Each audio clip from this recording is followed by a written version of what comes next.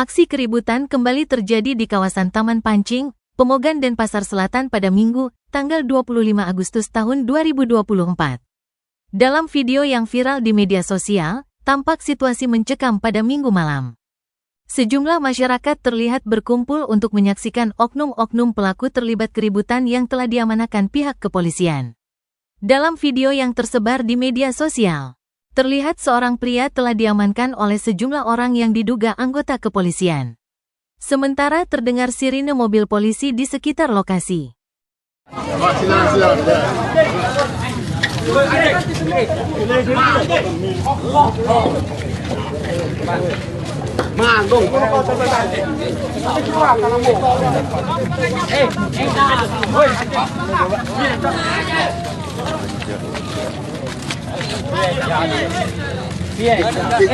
Kasih dulu.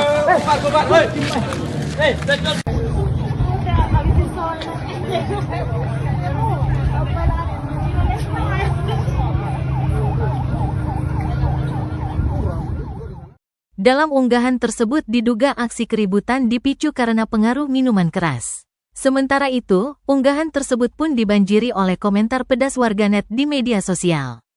Bagaimana tanggapan kalian terkait video tersebut? Tulis di kolom komentar.